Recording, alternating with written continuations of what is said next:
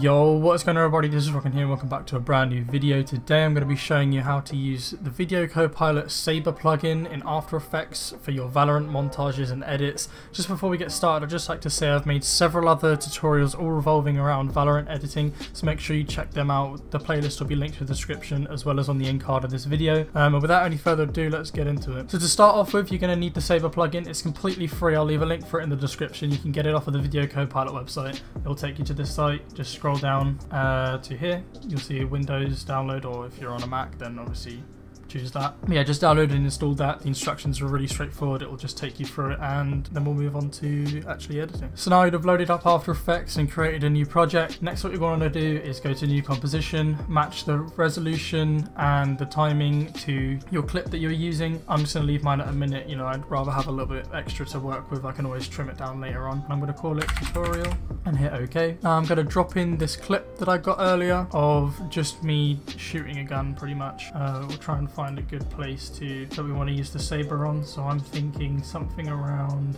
we'll just have it as I pull the gun out, show you that works. I'm going to cut it there, Control-Shift-D to cut and delete the bottom layer and drag this to the beginning. So as you can see, this is just the clip that we're working with. If I preview it on full, that's literally it. So what I'm going to have is the Saber effect come up around the gun as I pull it out and then disappear as he brings it back down. So what you're going to want to do first is find a frame where pretty much the whole gun's visible roughly around the middle of the animation that you're trying to animate on. So for me that's going to be around here. Doesn't have to be perfect. I'm going to go for around this point. And then what you're going to want to do is come to the top left where you see the pen tool, click it, and then you can use the middle mouse button to drag around the image preview, scroll in and out using the mouse wheel, and then what you're going to want to do is pen out a mask around the gun. I wouldn't recommend using curved lines, try and keep them all straight. That will just make it easier for After Effects to track, and also it's not really going to be noticeable, so it's kind of a waste of time. So all you're going to do is just click and make points going around the gun. Just try and track it out as best as you can. Like I said, don't worry about curves. So here, you know, I could use a curve, but I'm not going to. I'm just going to use several smaller straight lines, and you're just going to click and select all the different parts, go tracing the gun around. If you misplace one like this, for example, just click the one behind it, hold Control, and then click on that one and it'll get rid of it. So there's no need to worry about that. And then to continue on from where you were before, as you can see, if I just click now, it's just going to start making a new one.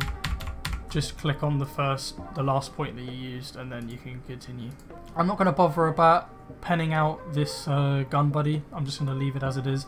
You can do that if you feel like it. Just for the sake of this tutorial, I'm not going to waste the time going around that. Like I said, it doesn't have to be perfect. The the actual Saber itself is quite wide, so it's going to cover up the whole edge of the gun anyway.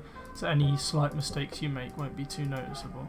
And when it comes to the end of the iron sight right here, what I do is just go straight across it. I'm not going to try and have it curl around in there. If it looks bad, obviously I can add that later. I'm sure it's going to look fine just going like this. And there you go. As you can see, I've penned around the entire thing. Don't join the last 2 points like this, otherwise you'll end up with something like that, which obviously, you know, is quite cool if you're going for that sort of effect, but I'm not. I'm just going to leave it like this, as I want the Saber to be over the top of the background rather than just cutting out the gun entirely. Now what you're going to want to do to make the path follow the whole gun throughout the whole thing is go to the top where it says window, make sure that tracker is ticked, and you'll see down here tracker will have appeared, and you're going to come down, hit this down arrow, go to masks, select the mask, and then the tracker will update and show the mask tracking, and you're just going to hit this track selected mask forwards, and then afterwards we'll go backwards. So I'm going to hit forwards.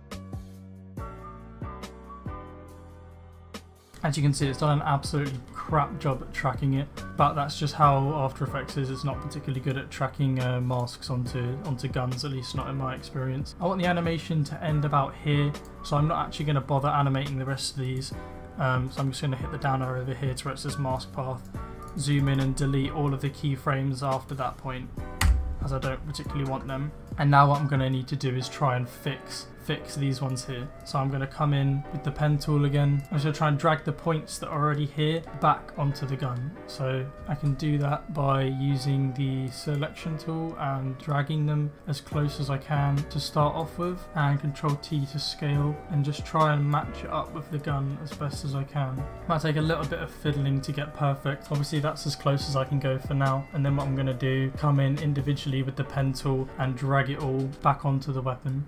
In order to select the mask again to adjust with the pen tool, as you might notice, it keeps doing this sort of thing and you're moving it around. You just want to make sure that you select the actual layer itself and not the mask path, and then with the pen tool you'll be able to drag just like that. And just try to match it up as close as you can with how it was originally. This process will be quite long and tedious, but it's just the only way to do it unless you want to stick with the tracker that After Effects did already. However, I'm not sure that's going to look too good because mine was way off. If yours is pretty close, you may as well just leave it. Mine wasn't at all, so I'm going to redo the majority of it. As you can see, I've now tracked it to this frame, and then if I go back to the previous one, you can see it's not tracked at all. But in order to, get a somewhat closer track, you can come over to where the tracker was before and hit this button where it just says track masks backwards 1 frame. So I'm just going to go back 1, and that will get a bit of a closer frame to what we had before. If I show you, if I undo that and go back, you can see it's now, this one's like up and above, whereas if I track backwards now, this one, the top is pretty much perfect. The bottom's slightly off, so we can fix that if necessary. It's much closer than it was. So I think I'm gonna leave the top. That's perfectly fine. That's it's close enough. I think I'll move a couple of these up, but for the majority of it, it does seem okay. And there you go. You can see that that's now tracked as well. If I go back 1 frame, that's what it looks like before. If I then track back 1 more, you can see it's now a lot closer than it was. I think we'll leave that one. They're close enough, the ones before. This one's going to need to be fixed though. I could probably do this just with a simple scale though, if I'm lucky. And as you can see, I pretty much tracked it perfectly just by scaling it. And this one I might be able to get with a scale as well. We'll have a look. You go, that's as close as I can get it.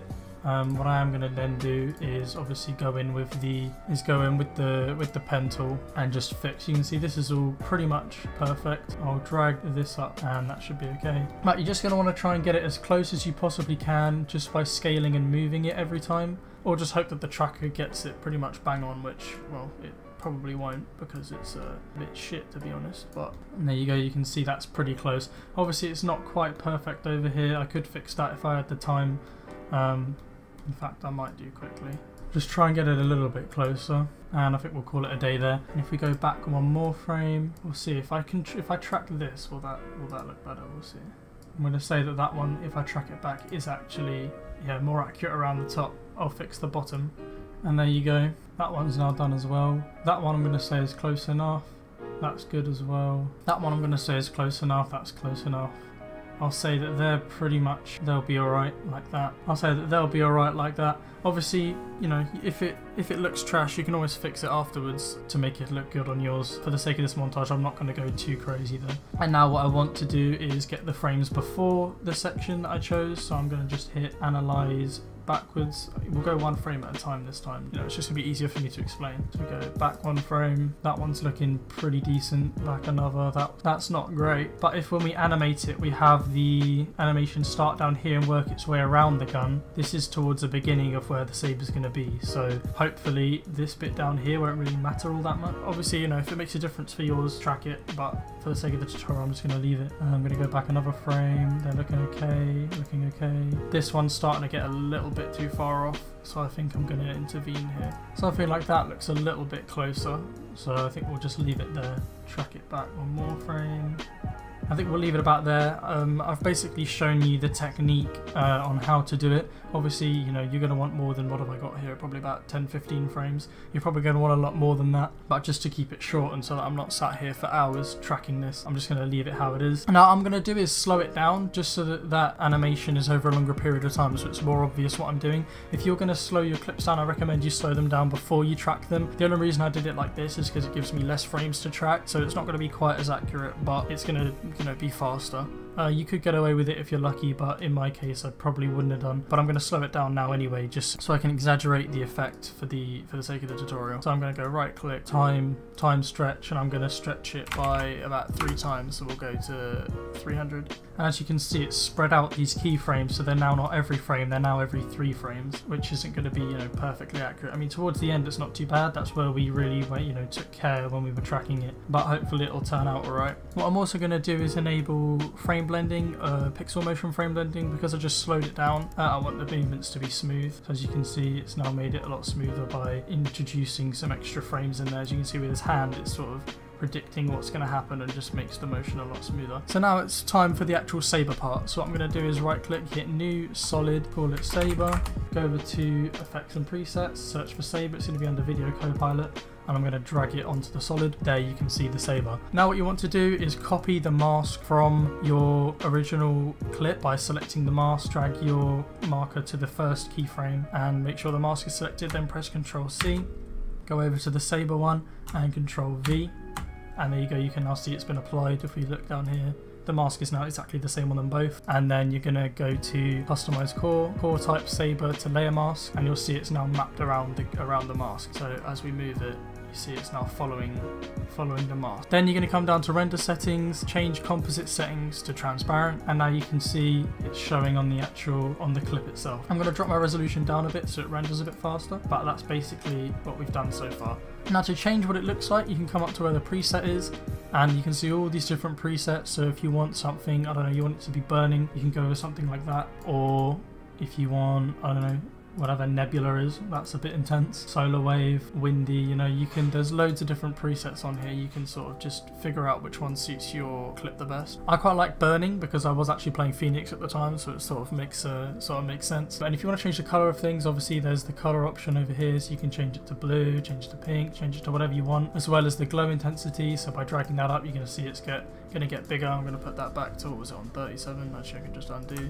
There you go. The glow spread, glow bias, all these different settings. Just play around with them until you get sort of effect that you like. So for example, if I wanted to increase the core size, that's going to make the inner part, you know, like the white, the sort of emitting light get bigger, rather than just increasing the glow spread like we did before. And that's pretty much how you're going to customize the visuals of it. And now what you're going to want to do is animate it. So I'm going to come to the beginning and drag and keyframe the start offset at 100%, so it's invisible. Go to the end frame or the last keyframe, drag the start offset down to 0. As you can see, it's sort of gonna do this animation over time. And then what you're gonna want to do is come in about 1/3 of the way to where the end offset is, keyframe that at 100, go to the last keyframe and set the end offset to 0. What that's gonna do is do this sort of animation where the end will catch up with the start just at the end. So if I preview that, you can see what that looks like. If you can lower the opacity of the background layer to sort of darken it down and emphasize this effect, it does look better in my opinion. In order to do that, go to the frame at the beginning of the animation, onto the layer below, press T to open the opacity, set it to about 50 and keyframe it, go back, you know, half a second or so, put it to 100, go to the end, keyframe it at 50, go forwards half a second or so, put it back to 100. If the color you're seeing behind is not darker and it's changing color, that's probably because the background of your composition isn't black. So just hit new, solid, call it like background or something, and then drag it to the back. Make sure that this solid is set to black, and then it'll do this sort of effect where it makes it more obvious. If I play that back, you can see it just emphasizes the effect that you're doing. But yeah, that's pretty much it for the tutorial. Just a quick one, just showing you how to do this sort of effect. Unfortunately, it is very time consuming, but it is quite effective if you can pull it off. It's up to you how you animate it. Obviously, you might want to have the entire gun lit up at one point. You know, that's completely up to you. What you have it look like, how long it lasts, all that sort of stuff. Obviously, my clip's are really short, but that's just because I don't want to sit here for ages trying to mask out the gun for almost every frame. Pretty much it for this video. If you want any more tutorials on anything Valorant related, make sure that you check out the playlist in the description as well as at the end of the video. And that's pretty much it from me today. I'll catch you in the next one.